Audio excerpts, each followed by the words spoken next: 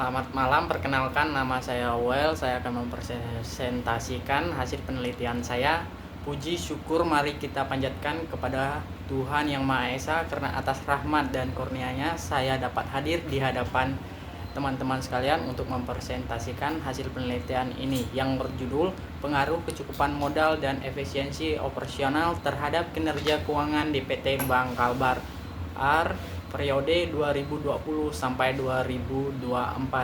Penelitian ini bertujuan untuk menganalisis bagaimana peran kecukupan modal atau CAR dan efisiensi operasional atau BOPO dalam mengetahui kinerja keuangan yang diukur melalui ROA. Harap saya melalui penelitian ini dapat memberikan manfaat baik secara akademis maupun praktis, terutama bagi pengembangan sektor perbankan daerah di Indonesia.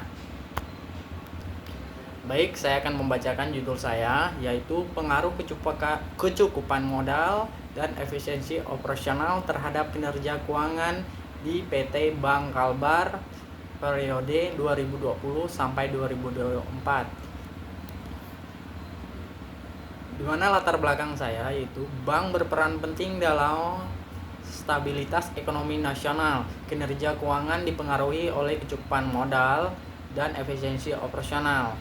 Bank Kalbar memiliki CAR tinggi, namun efisiensi dan ROA kurang tinggi.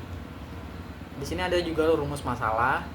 Yang pertama, apakah kecukupan modal berpengaruh signifikan terhadap kinerja keuangan? Yang kedua, apakah efisiensi operasional berpengaruh signifikan terhadap kinerja keuangan?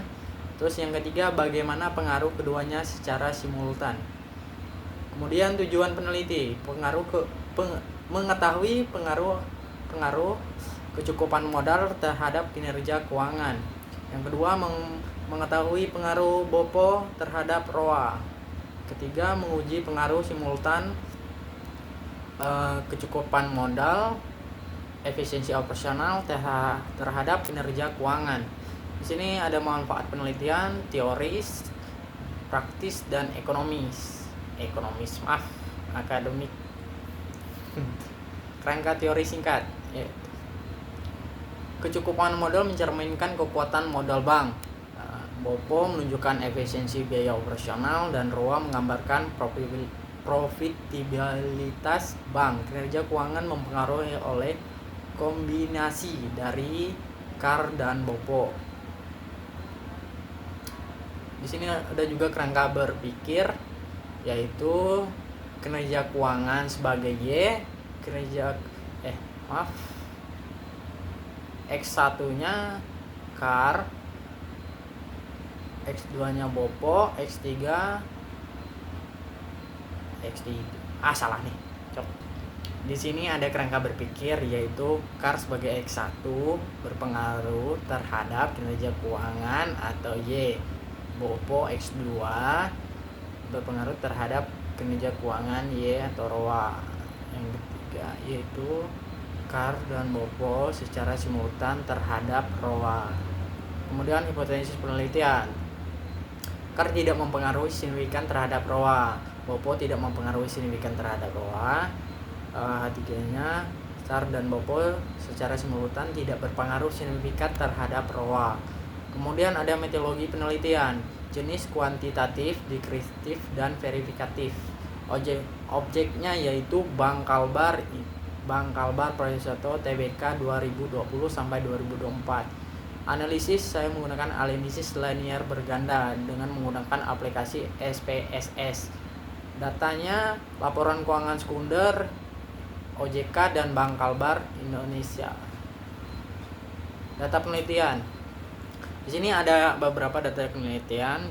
Yang pertama ada CAR meningkat dari 2,46% menjadi 36,12%. BOPO stabil tinggi sekitar 69%. ROA sedikit menurun dari 29% ke 27%. Modal kuat belum optimal, meningkat profitabilitas.